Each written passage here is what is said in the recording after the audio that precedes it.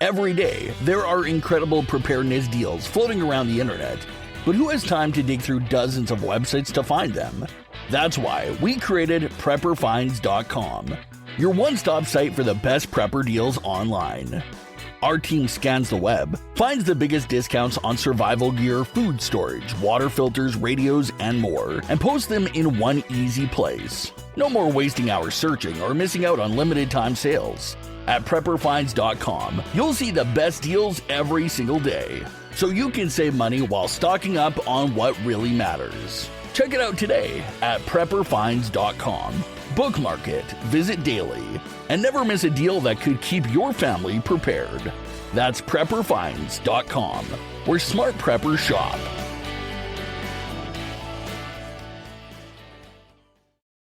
Survive, thrive, stay alive. It's time to get prepared with the Prepping Academy podcast.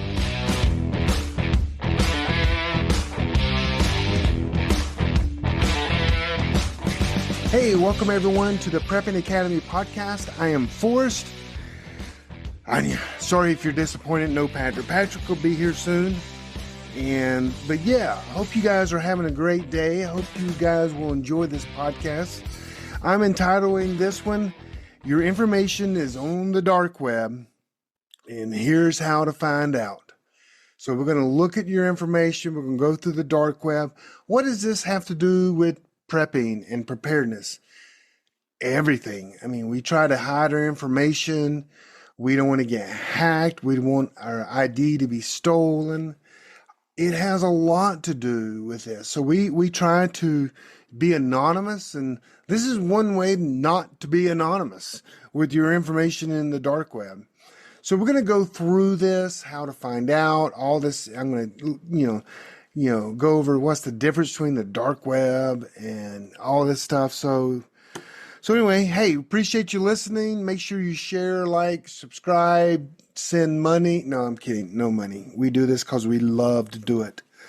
So have you ever received the email though? Because I did just this week, just yesterday, that said, your password has been found on the dark web. Or if you use a password manager, or it tells you all the time, your password or email is on the dark web. And you're like, what? Wait, what? How did that happen? Or maybe your information's on the dark web. Or maybe you're getting some spam calls and you're like, wait a second. How come my spam calls just doubled in the last week? What is going on? Or my spam emails? What does it actually mean? Is someone selling your identity? Is your information out there in, the world of information? People are selling it. Have you been hacked? Should you panic? You should absolutely no, don't panic. No, not yet. But today I want to share some facts from fiction, just to explain what the dark web really is, how information ends up there, and how to find out if you've been exposed and what of your information's been exposed and what you should do about it and should you do something about it. So we're going to discuss all that, and I hope you enjoy. So the reality is everyone wants your information. They can either sell it for money, they can use your information to get money, or to con you or log into an account and steal your money. But everyone wants your information. And a lot of people are afraid of this term dark web, which, I mean, there's reasons to be afraid of the dark web. But let's talk what the dark web is. So the internet has many different layers. Layers sometimes, and a lot of us have never even seen and don't even know about.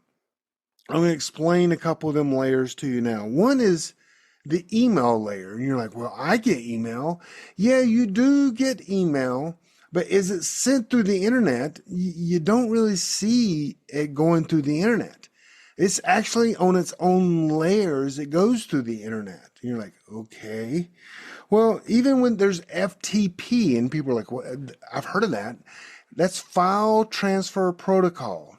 So you don't see that.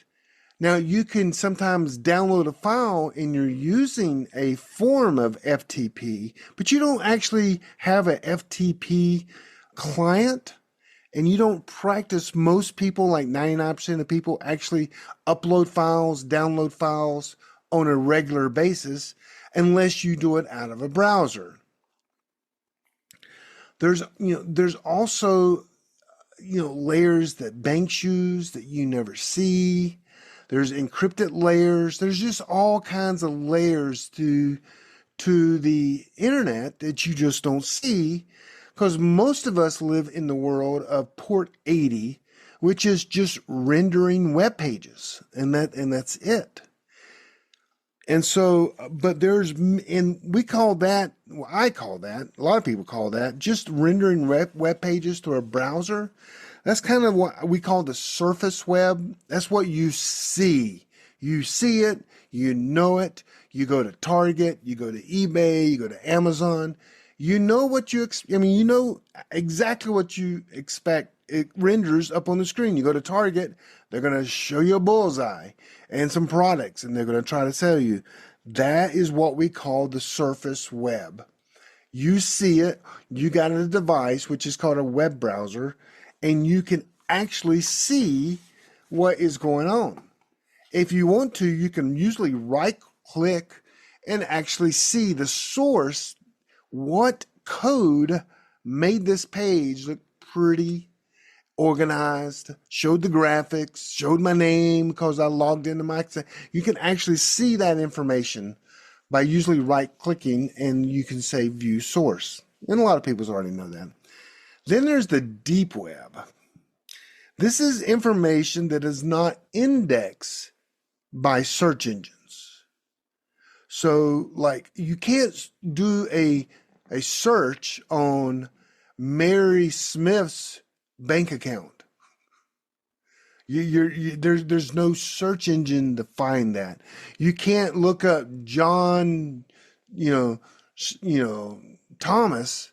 You can't look up his medical records. It's not in a search engine, but it's still on the internet.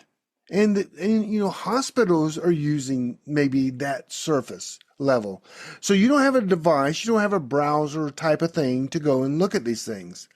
That is what I call the deep web. It's there. There's a ton of information you never get to see, but it's there. If you have the right protocol, you have the right tool, then you can see some of this information. Most of the internet actually lives on what I call the deep web. Information you really can't see. So there's a lot of websites out there, tons and tons of websites, but there's so much information that's going through the internet that you just can't visually see, and that's what I call the deep web. Could you see it if you have the right tools? Yes. If you have the right passwords? Yes, you could. Then there's a thing called the dark web, and the dark web is just scary because there's monsters in the dark web. Kind of really are. Dark web requires a special software, just like the other ones, and access is usually hidden. Meaning, when you go to the dark web, you're just not going to bring up your Chrome browser and just start searching the dark web. And there's a lot of things on the dark web that is there and it's dark, and there's no light to expose it. Meaning, there are like websites and files and things on the dark web you just can't find. You can't see, even if you have the right tools and you're using the right protocol. It's hidden. Now, if you have the exact URL to what you're looking for, and you have the right software to see it, you could bring it up. And so imagine there are tons of websites on the dark web. There are tons of files. And if you don't have the right tools, the right protocol, the right everything, you just can't see them. And then even though they're there, doesn't mean you can find them. On the surface web, We have Google. It indexes the entire surface web. It's all there for you to see. You can just search anything you want and boom, it'll show up. Not so much on the dark web. There are very few search engines, and the search engines really are very limited. It can't crawl something it can't see. It can't go find something that it can't see. On most of the cases with the surface web, the regular websites, they know that Bank of America has a website. They can go through the entire server and index every single page. Then they can look at all the links and go through them links. Then they can go to, and they can just follow link after link after link and end up literally indexing the entire web for you to search in Google or DuckDuckGo. The dark web doesn't really have that. The dark web has it's a cul-de-sac. It goes there, it sees the information, it maybe index it, and it doesn't go anywhere else. It doesn't link to things that people don't want linked. And so that is what we call the dark web. It like I said, it requires special software and access, and usually is hidden on purpose. Like any technology, it has legitimate use. And matter of fact, I would say a lot of people still use the dark web legitimately. For an example, if you're a journalist and you're wanting to share information back and forth with other journalists, or you're in a communist nation and you're writing papers, or you're wanting to get information out, you don't want anyone to be able to find that. So you just put it on the dark web. Or let's say that you want to, something secret that's going on and you want to expose that, and you want to be a whistleblower because a guy is literally stealing from the military and selling it or something. You don't want to go to a regular website a lot of times and just put that in there, because who can see that information? A lot of times the FBI, CIA, government agencies literally have websites on the dark web, and they have it there so that people can literally submit things about people, or as a whistleblower, that can't be exposed or can't be found out by other people. But there's also a lot of stolen information there. If I have your name, username, password, credit card number, phone number, I could literally, there's websites I can go and sell that, and then people then can try to use that to harm you. That is, that's a big part of the dark web. So how does your information get there? Does it just end up there? Does the dark web go and grab it? No, most of it wasn't stolen from you, meaning they didn't come on your computer and say, I got you. I'm going to take your information and put it on the dark web and sell it. That's not how it really works. It can work like that, but less than 1%. Most of it is stolen from companies. So let's take the Target or LinkedIn data breach. Someone went into their servers, downloaded information, a database of information, and your information was in there. And then they take that and then they try to sell it to other people on the dark web, and people pay for it. People pay to get access to it. In my privacy and security company, Gray Man Protection, we have many times paid to get access to databases that we don't have. Why? Because we're looking for people, looking for criminals. One of the things we do for fun is help find people on the most wanted list, the U.S. Marshals most wanted list. There's large rewards for finding some of these people. And the more information we can get and we can find in some of these leaked databases, it's helpful. So what informations are there? Well, what information would people want to buy? Banking information, retail stores that have databases that you've bought shoes, credit card, email, phone numbers there, airlines, insurance companies, hospitals, credit bureaus, all kinds of leaked data is there.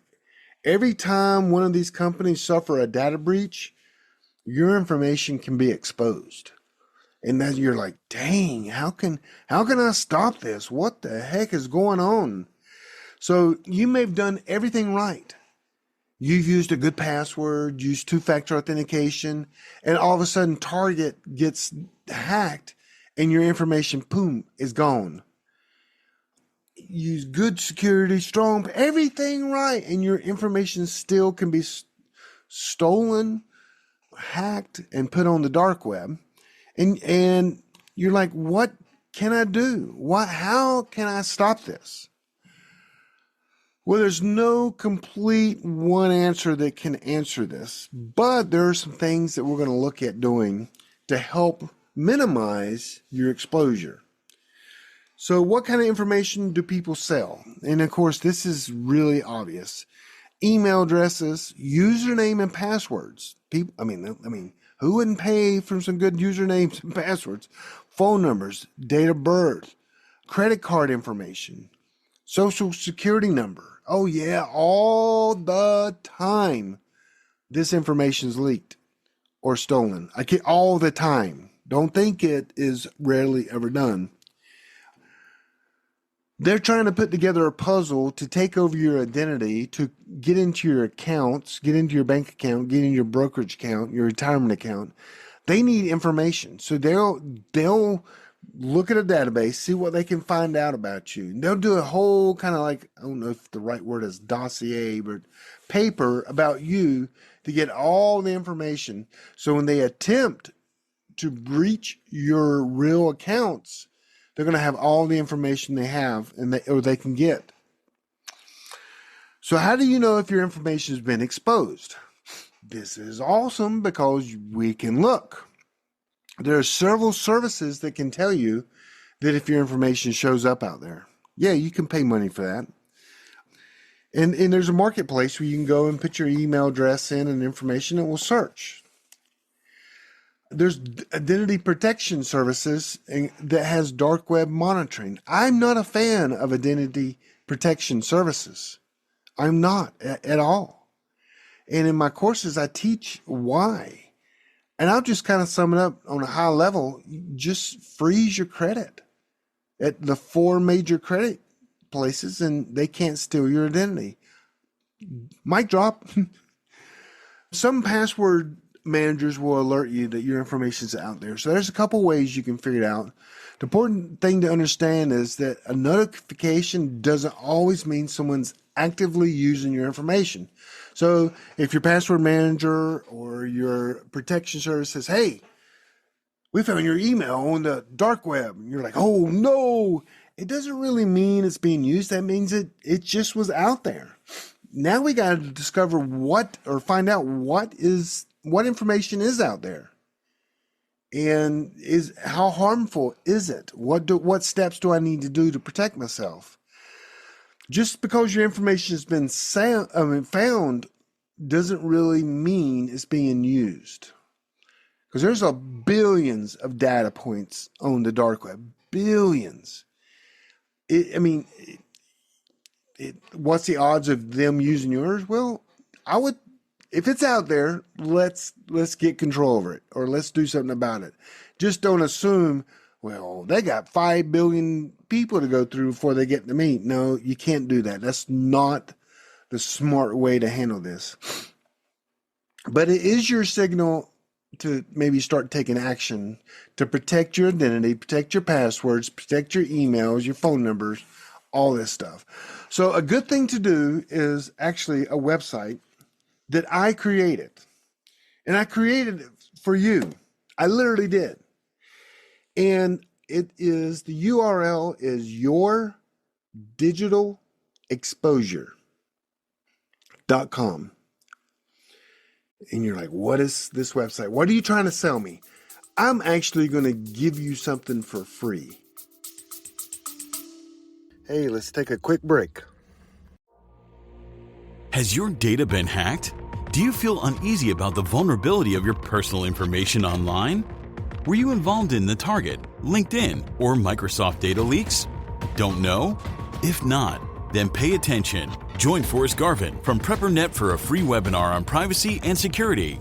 Gain insights into safe internet browsing, VPNs, crafting online aliases, secure emails, detecting if your data has been hacked, and managing passwords. Secure your spot today for this webinar on privacy and security. It's free. This webinar delves into comprehensive strategies for bolstering your online privacy. We've got you covered, from fortifying your passwords to shielding your financial information and mastering state-of-the-art encryption techniques. We're offering 2 convenient dates to suit your schedule. Reserve your spot now at preppernet.com/privacy. Don't let cyber threats erode your peace of mind any longer. Take the first step toward a safer, more secure online experience by joining us for our free webinar. Remember, knowledge is power when it comes to safeguarding your privacy. Sign up now at preppernet.com/privacy. We'll see you there. For being a PrepperNet listener, because if you can painstakingly listen to me and Patrick on a weekly basis, I need to give you something. And so I'm giving you something free here. Again, that URL is yourdigitalexposure.com. Yourdigitalexposure.com. You go there, and it's a clean looking website. It says your email address, scan my exposure. So what you do is you type your email address into the box there. Now, you might go, well, if I type my email, then you'll have my email. Seriously? I probably already have your email. If I don't, all you're doing is you're going to take we got to know what to search for. We're going to take your email and you hit that scan for exposure. And it's going to take a minute. It's going to say checking for breaches, searching public profiles. It's going to do a quick search. It takes about 20 seconds. And then it will pop up, boom. And it will show you a number. If that number is 100, that means you're very, very, very high at risk. And it will tell you high risk. If it's like a 70, it will show you moderate risk. Then to the left of that, it will show you how many data breaches your email has been in on the dark web. It went and looked. And you scroll down and it will show you how many accounts were found, how many searches were found. Keep going down and it will list a couple of the data breaches that your information was in. And you're like, oh man, I was on these 2 data breaches, but I only see 2, but you said I was in 6. Then it says 4 more data breaches are hidden. Well, why are you hiding that from me? Well, I am hiding that from you. But scroll on down and it says you can fully unlock the exposure and see what of yours was actually exposed. And it says unlock for $9. But you were friends, your family. Below the blue, this says pay $9 to see your report because I love you, because we're friends. Right below that it says have a coupon. Click on that because you're not done. We haven't seen anything except we're high exposed.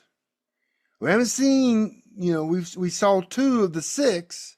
We don't know what it was exposed in the 2 of the 6. It just showed us 2 online databases that we were in. So we're going to hit that green button that says have a coupon. Here's where it gets pretty good. And type in privacy, PRIVACY, CK. Privacy CK, like it's in one word. That's privacy check. Privacy CK.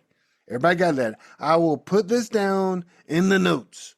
Privacy CK, hit apply. And magically, boom, it actually shows you now for this email address I was testing, it shows 6 databases that email was exposed. Then there's a down arrow and you can click it and you can see this first one that this email was exposed was a data breach in 2017. 150 million people were in this data breach. It was called B2B USA Businesses. I don't know what that is. I don't know how they got my information. I can't remember. There's a couple here I know that I've recognized. But it says here my email address, my employers, my job titles, my names, my phone numbers, and my physical address was exposed in that particular one. And you go, oh, goodness, okay. Go down to the next one. And that one, it says that was onliner spam bot, which I don't even know what the onliner spam bot is. But it says, I can see right now it was Russian because I see some Russian characters from the company. But it says compromised data, email, and passwords. Uh-oh. And so you can go down through there and look to see if it's Target, if it's LinkedIn. This one has Cafe Express, which I think is like an ordering site of like items with your name on it. And this one was email address, names, passwords, phone numbers, physical address. That's a lot of information.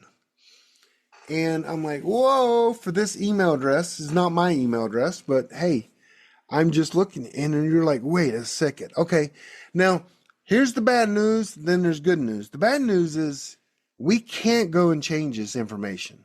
You can't go on the dark web. No one can if they tell you they're lying. They're not going. You can't go on the internet and delete your information in the dark web. Now, if it's in like people search or stuff like that, we can delete that. That's easy stuff. So we need to go and make sure that this Cafe Express, we need to maybe change the email address and our password and information there. We need to go and take care of that. But go and do that. That's yourdigitalexposure.com. Run the search and then go to the bottom. It says code and it's privacy CK, like check, privacy CK. And he's going to put it in all capital letters, I believe. That's perfect. It's fine. Then you can see it. I just gave everyone a $9 value that you can go and check the literally dark web. This database is kept up to date too. Literally, like when you search, it updates like on a daily, weekly basis. So it's pretty good and pretty accurate. Okay. So don't panic when you find your stuff though. That just means we need to take action. Okay. So start it by changing your password. Look at the databases, try to figure out what sites were using them, but then just go and start changing your passwords. And then also I want you to encourage you that sometimes when you can create a username, use the username as a password as well. I know this is going to freak some of you out. Some of you may have used your username all your life, first initial, last name. Well, what if you stop doing that? Because if you're going to use a password manager, you don't know the password. You don't really need to know the username either. So you could literally create a password as your username, a password as your password. That way it has no identifying, labels to you. If you have to use your email address, then we need to get a burner email address. Hey, let's take a quick break. Are you a prepper or homesteader looking to connect with like-minded people in your area? Looking to start your own preparedness group? Already have a group? Well, look no further than PrepperNet. PrepperNet is dedicated to personal responsibility, individual freedoms, and being self-reliant. PrepperNet has monthly meetings in over 100 cities where you can meet and learn with like-minded people in your area. PrepperNet, where preppers unite. Find us online at preppernet.com. But make sure, if you can, do two-factor authentication. Two-factor is that code. They'll text it to you, email it, or it will come in an app. That is the safest. So imagine if you were in the Target data breach where your credit card, expiration, address, zip, username, and password were all exposed back in Target like 6 years ago. That's all exposed. Someone could have put your username in, they could have put your password in, but they could not access your account because of that real-time 6-digit number. That is a lifesaver. That is your saving grace. That prevents people from getting, even if they have your username and your password, that real-time multi-factor authentication number is real time. It changes every 30 seconds. Try to put that on all your accounts. So watch for, all of a sudden I'm getting a bunch of emails. Why am I getting emails? Maybe you should go do a search. And the cool thing is this remembers you, yourdigitalexposure.com. And once you do a search, you can come back and literally do another search, weeks later. Okay. So you can keep doing it. I wouldn't buy a service. I don't like buying services. I use this just to show people, mostly to, hey, the dark web's out there. Your information is probably on the dark web. Maybe you should take your privacy and security a little bit more serious. So after teaching privacy and security for years, I've noticed something. Most people focus on recovery. I focus on prevention, meaning, okay, how can we prevent? If they do steal my target information, let's make sure that my real information is not there. Let's use a burner email. Let's use a different email address that doesn't identify that it's me. Let's use a password that's in a password manager and I don't know.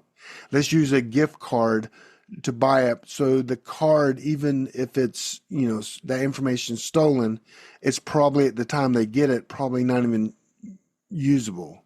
Let's use a phone number that doesn't come to my house. Let's get an alternative phone number.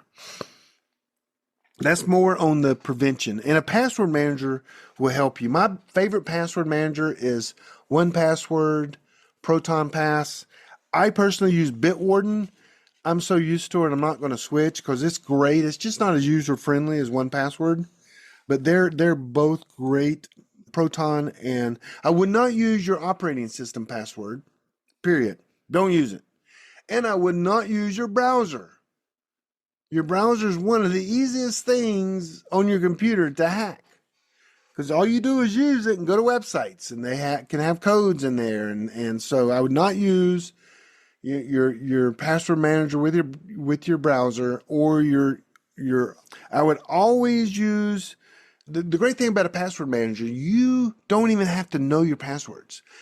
And trust me, I've used a password manager for over 10 years. I've never been without a password. Never. Well, what if I'm at my great aunt's house because my little cousin's brother's uncle died? Well, you can get to your passwords usually always through your phone or through the internet. It's encrypted, highly encrypted, and you can still get access to it. Also use multi-factor authentication. That's sending you the code through text, email, or through the app. The safest is the app. The safest is what they call a YubiKey, which is a standalone key. You got to plug into the computer, put your thumb on it or your finger on it. It identifies you.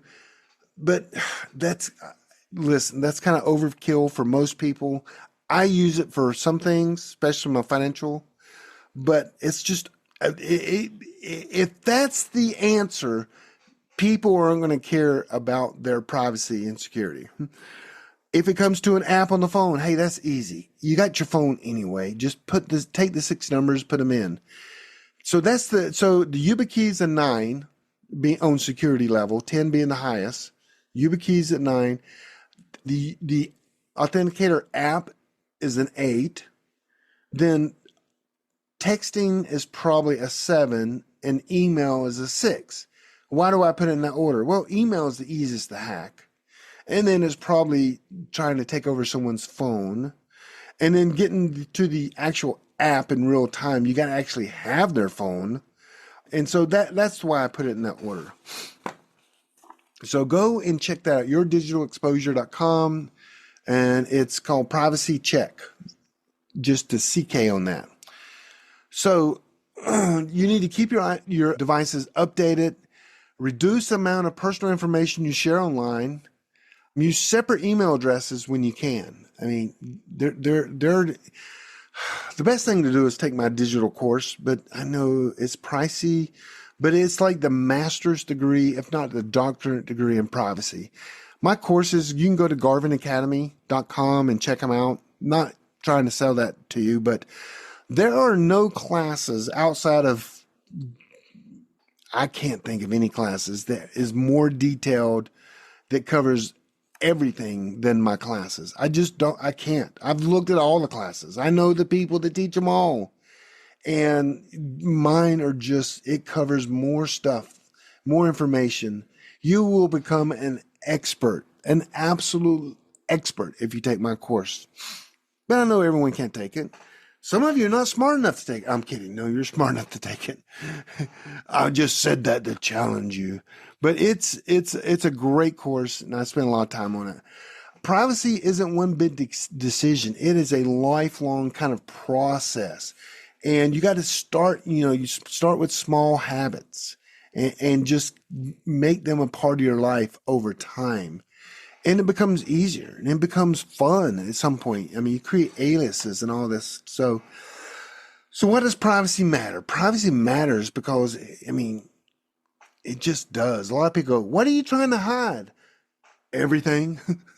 Well, why do you care if someone has your email? Because I don't want to get spam. I don't want them to try to hack into my accounts. And I hear it all the time. But you're trying to hide something. What do you got to hide? Everything. I'm not selling drugs here. I just want to talk to my daughter in private through email. Come on. So privacy is, let me change a little mindset here maybe. Privacy isn't about hiding. It's not about hiding your information. If you try to do that, you're going to have a terrible life on the internet. It's about controlling the information you're using. So a little different mindset. Not hiding your email address, but giving people an email address you don't give a crap about. It's not hiding your phone number. It's using a phone number that you don't care if it gets exposed. It's not hiding your credit card. It's using a credit card number that can never be used again, and you don't care if it's exposed. So different mindset of hiding and controlling. I mean, it's like this. You're home, you lock your front door, you close your bedroom curtains. You don't publish your bank account online. You don't sit there with your door open all day and night. People can just walk in or they can look through your windows. You don't just publish your stuff online. Keep it. Hide all that stuff. So anyway, the information belongs to you. You should be able to control it, and you got to know how to control it and how not to use a lot of your information. You need to become a harder target. Because a lot of times they do like a dossier. Okay, let's take Mr. Smith. I've got his phone number. I need Mr. Smith's zip code. Let me go find his zip code. That way I can use it when they literally do research on people. But privacy and security work together. One reduces your exposure, and the other one protects what remains. Okay, so we got to just think a little bit different of controlling our information. So the dark web sounds very mysterious and dangerous, and it is. Trust me, a lot of bad things go on the dark web.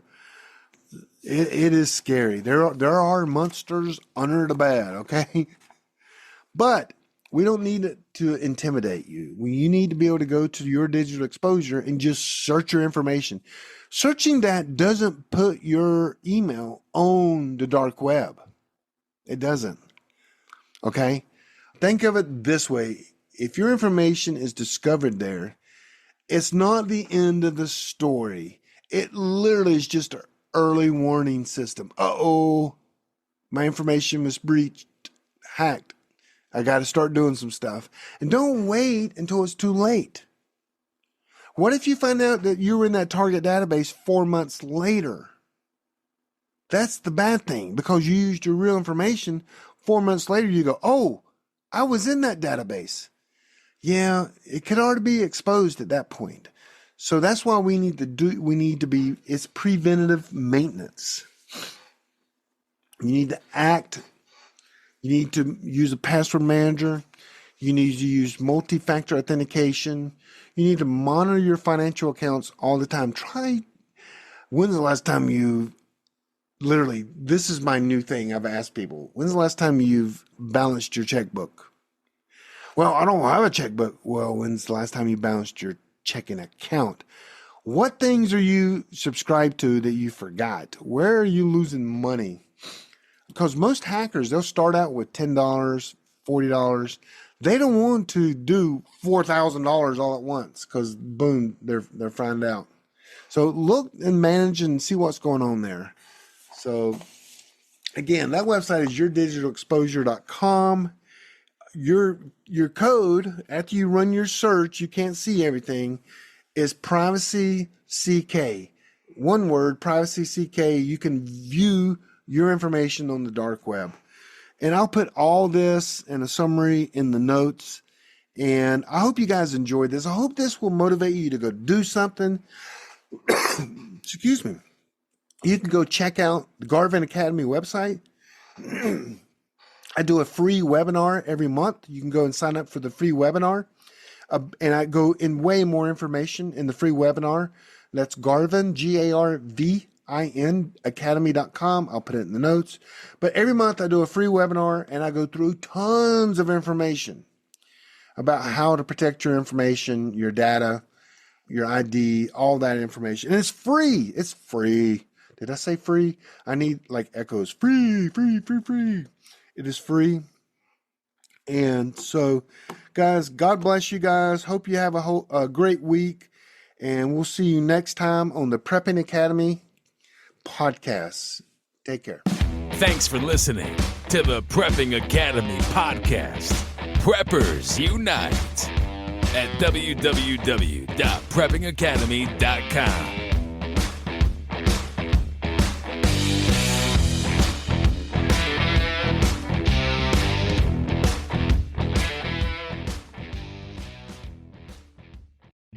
Are you a prepper or homesteader looking to connect with like-minded people in your area? Looking to start your own preparedness group? Already have a group? Well, look no further than PrepperNet. PrepperNet is dedicated to personal responsibility, individual freedoms, and being self-reliant. PrepperNet has monthly meetings in over 100 cities where you can meet and learn with like-minded people in your area. PrepperNet, where preppers unite. Find us online at preppernet.com.